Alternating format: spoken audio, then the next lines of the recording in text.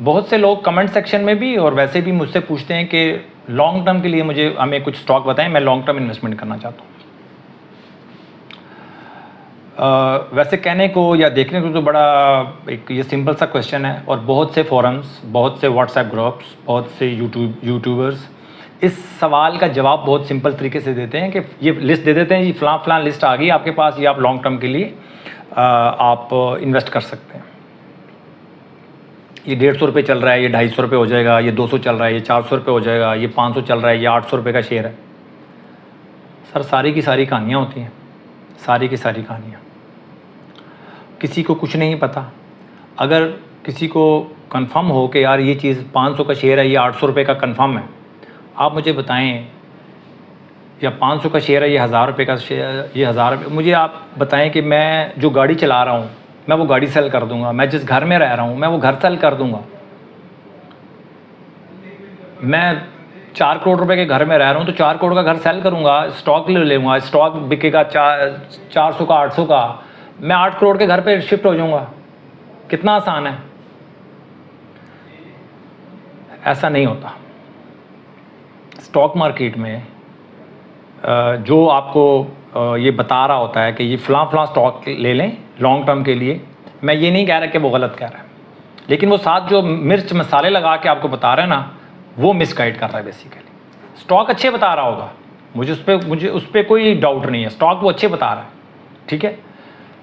Copy होते रहते हैं, फलां से पूछ लिया, फलां से पूछ लिया, स्टॉक वो ठीक बता रहा है, वैल्यू स्टॉक्स बता रहा है, बट पूरी कहानी नहीं बता रहा, हाफ नॉलेज दे रहा है। हाफ नॉलेज हमेशा आपको परेशान करेगा। आपने फ़र्ज़ कर लें 10 लाख रुपए लगा दिए लॉन्ग टर्म, मतलब किसी से पूछा जी लॉन्ग टर्म मैंने इन्वेस्टमेंट करनी है, स्टॉक बता दें, किसी ने आपको स्टॉक बता दिया, आपने इन्वेस्ट कर दिए, 10 का हो गया 12, 10 का हो गया 13, बड़े खुश जी, 10 का 13 हो गया, 10 का 12 हो गया, बैठे में। अब मार्केट नीचे आना शुरू हुई, 13 का रह गया 10, आपने कहा यार ये क्या होगा, चलो ठीक है यार, अपने पैसे तो मौजूद हैं। अब जब नीचे आना शुरू हुआ, 10 का रह गया 9, 9 का रह गया 8। अब यहाँ पर आके आपकी प्रॉब्लम स्टार्ट हो जाएगी यार। अब आप ये नहीं कहोगे कि यार मेरे 2 लाख का नुकसान, आप कहोगे यार मेरा तो 5 लाख का नुकसान हो गया, मेरा 13 लाख का पोर्टफोलियो था, मेरा पोर्टफोलियो रह गया 8 लाख रुपए का। अब आपकी ज़िंदगी में अब आप पैसा लगा के अब आपने परेशानी ख़रीद ली अपने लिए, 10 लाख रुपए भी लगा दिए और परेशानी ख़रीद ली आपने। अब आप सोचते रहेंगे, पढ़ते रहेंगे, डिफरेंट यूट्यूबर्स की वीडियोस देखते रहेंगे, मार्केट को देखते रहेंगे, ठीक है। घर भी जाएंगे तो यही करते रहेंगे। क्यों? कि भाई 13 का 8 रह गया, 8 का रह जाएगा 7, 7 का 6, 6 का 5। अब आप मुझे बताएं, जो बंदा 8 पे परेशान था उस पे 5 पे उसकी क्या सिचुएशन होगी, उसकी जो मेंटल सिचुएशन क्या होगी, उसकी साइकोलॉजी क्या बन चुकी होगी।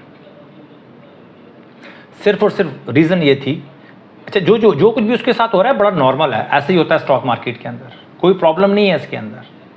प्रॉब्लम ये है कि इन्वेस्टर को पूरा रोड मैप नहीं दिया जाता कि भाई ये हो सकता है आपके साथ।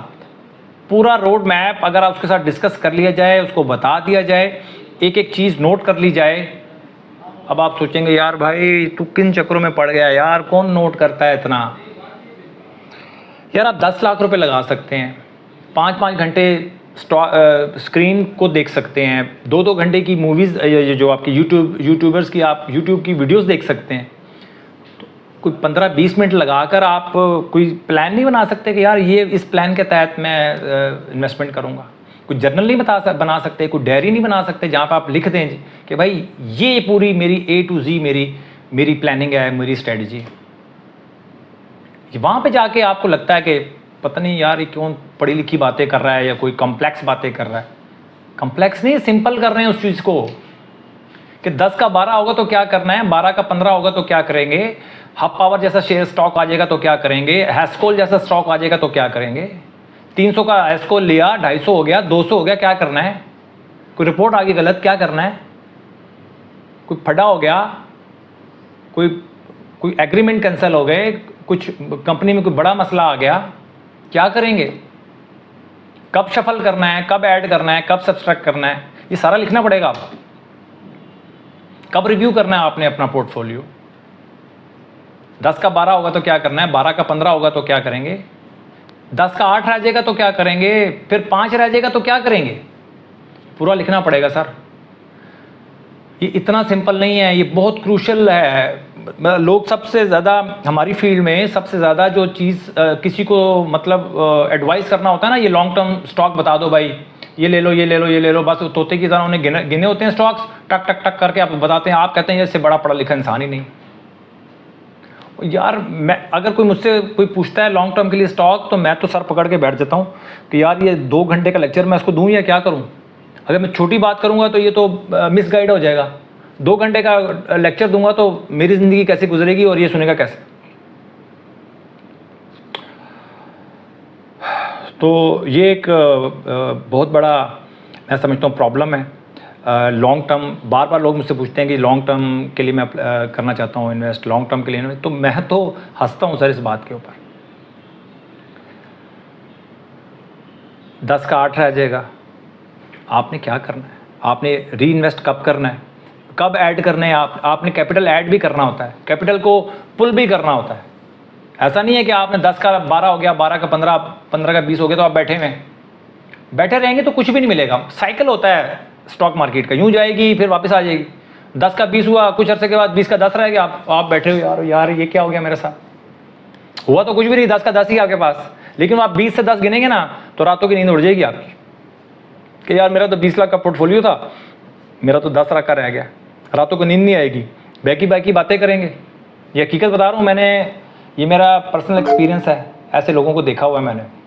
नुकसान नहीं हुआ, सिर्फ पोर्टफोलियो गया, उसके बाद वापस आ गया, सर हिल जाते हैं ऊपर से बंदे।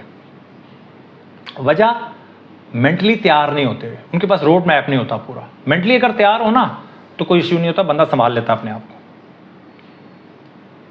फिर मलाल करता है हाँ यार मैंने प्लान बनाया था, मैं अब प्लान पे एग्जीक्यूट नहीं कर सका, तो थोड़ा बहुत सब्र कर लेता है। लेकिन पता ही ना हो करना क्या है, कहाँ पर आपने रीशफल क्या होता है। रीशफल यही तो होता है, आप अपने पोर्टफोलियो को देखते हैं कि जब आप जाते हैं ऐड करने के लिए, तो फिर ऐड के दौरान फिर रीशफल भी करना पड़ता है कि कौन से स्टॉक्स हैं जो गलत मेरे पोर्टफोलियो में एंटर हो चुके हैं, उनको मैंने निकालना है।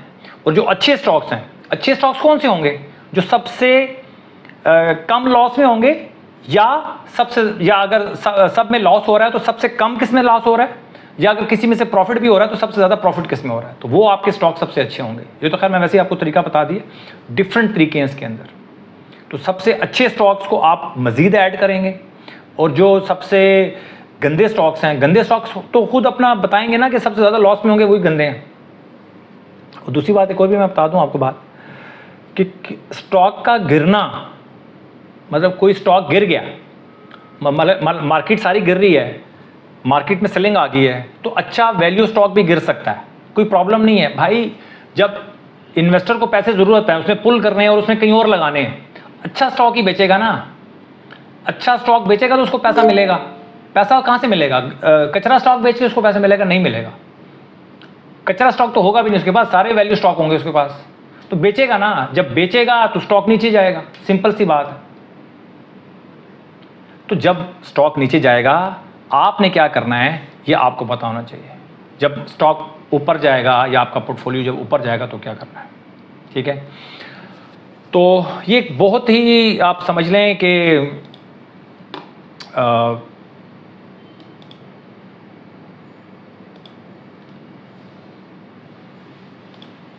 ये आप समझ लें कि ये बहुत ही एक क्रूशल किस्म का, एक टिपिकल किस्म का टॉपिक है, पूरा टॉपिक है कि आपने लॉन्ग टर्म करना क्या है। ये मैं जितनी बातें कर रहा हूँ, ये सिर्फ मैं ग्राउंड बना रहा हूँ, और मैं आपको बताऊँगा, मैं अपनी एक पूरी स्ट्रेटजी, पूरी पॉलिसी आपको दूंगा कि आपने लॉन्ग टर्म में इन्वेस्टमेंट करनी कैसे है। आपका पूरा जो कुछ भी आज तक सीखा होगा ना आपने, वो उसका 180 बताऊँगा आपको।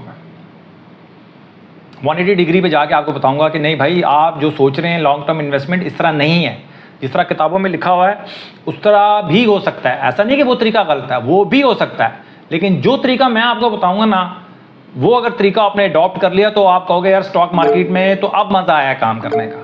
इसको कहते हैं लॉन्ग टर्म इन्वेस्टमेंट। जिस तरह आप अपना पैसा लगा के खुद ही परेशान हो जाते हैं, तो मुझे तो समझ में नहीं आती। तो बहरहाल जब भी आप देखें कि देखें हैस्कोल जैसे शेयर्स, हब पावर जैसे शेयर्स, ये तो फिर मैं कहता हूँ हप्पो को तो फिर अच्छा शेयर है, उसको संभाला जा सकता है, कोई प्रॉब्लम नहीं है। हैस्कोल जैसा स्टॉक जब आपके पोर्टफोलियो में आ गया तो आपके साथ करेगा क्या?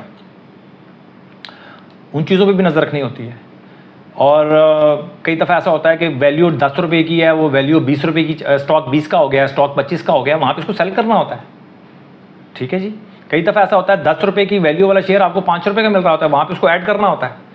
पूरा सब्जेक्ट है, पूरा सब्जेक्ट। आप 2 मिनट में कहते हैं कोई मुझे बता दे और मैं इन्वेस्ट कर दूं और बस, ऐसा नहीं होता सर। ठीक है, आज हम एयरलिंक को डिस्कस कर लेंगे। देखें एयरलिंक अच्छा स्टॉक है, सारा कुछ ठीक है, कंपनी नहीं है लेकिन स्टॉक ठीक है। अब देखिए नीचे जा रहा है। अगर आपने पूरा इसके बारे में प्लान नहीं किया हुआ और एयरलिंक में आपने लॉन्ग टर्म डाल दिया तो फिर आपका मसला है, एयरलिंक का मसला नहीं है या स्टॉक एक्सचेंज का मसला नहीं है। ठीक है, आपने पूरा डिज़ाइन करें। इसका मैंने पहले भी चार्ट इसका डिस्कस किया था। यहाँ पे देखें, इसने 121 पे सपोर्ट ली थी, यहाँ पे भी 121 पे सपोर्ट ली, कल भी सपोर्ट ली, परसों भी सपोर्ट ली, कल भी ली और आज भी ली। 121 पे 4 दिन, टोटल 4 दिन सपोर्ट ले चुका है ये। ठीक है, और मुबारक हो जी जो लोग काम करते हैं इसमें, जो लोग सपोर्ट के आदी हैं, जो लोग सपोर्ट पे काम करते हैं वो उनको मुबारक हो कि उन्होंने उनका सपोर्ट काम कर रही है स्टॉक के अंदर। ठीक है, मैं सपोर्ट पे नहीं काम करता, मुझे चाहिए होता है मोमेंटम। देखें आप इसका यहाँ पर 36 की RSI के ऊपर काम कर रहा है, मुझे 36 की RSI समझ नहीं आती। ठीक है, लोग रिस्क लेते हैं, रिस्क लेने वाले ठीक है रिस्क लें, मसला नहीं है, बट मैं रिस्क लेता हूँ मोमेंटम के साथ। मोमेंटम अगर अच्छा जा रहा है तो वहाँ पे मैं रिस्क, मुझे समझ में आता है कि यार उस पर स्टॉप लॉस का चांस कम होता है। एयरलिंक भी 121 पे आज भी इसने लिया है। यहाँ पर अगर कोई अच्छी कैंडल बन जाती है तो उस कैंडल के हाई पे कम से कम इतना कर लें, यहाँ पे एक अच्छी कैंडल का इंतज़ार करें और उसके हाई पे बाय करें, इतना कम से कम आप कर सकते हैं। ठीक है, नहीं तो इंडिकेटर्स वाले तो अभी वेट करेंगे, इंडिकेटर्स वाले तो अभी 45 की मूविंग एवरेज बहुत अभी दूर है, तो अभी आप इंतज़ार करेंगे। RSI बहुत नीचे है इसका। ठीक है, अब आगे चलते हैं जी। हम वीडियो थोड़ी सी लंबी हो गई है माजरत के साथ, और उसके बाद है जी ऑक्टोपस। मैंने लास्ट वीडियो में मैंने आपको कहा था कि देखें इसने 45 की मूविंग एवरेज तोड़ी, कोई इशू नहीं। या वापस जब गया ना तो यहाँ पर एक था कि यार चलें यहाँ से ये रिवर्स कर लेगा अपने आप को, लेकिन इसने क्या किया, ये वहाँ से वापस आ गया। 1-2 दिन पहले मैंने वीडियो बताई थी, मैंने कहा था यार इसने जो ब्रेक किया ना, ये 4 कैंडल्स बनी है, ये गलत बन गई हैं, ये वीक लगता है। उसके बाद आज देख लें, आज भी 2 इसने वीडियो बना दी और 200 की मूविंग एवरेज भी इसने ब्रेक कर दी। 200 की मूविंग एवरेज जो इसने आज ब्रेक की है, 45 की तो पहले तोड़ चुका था, ये जो 200 की मूविंग एवरेज इसने ब्रेक की है ना, ये डिसिप्लिन से आउट हो गया। और इस डिसिप्लिन की सज़ा इसको हम ये देंगे कि हम इसमें काम नहीं करेंगे। ठीक है, या डिसिप्लिन की खिलाफ वर्जी जो स्टॉक कर रहा है,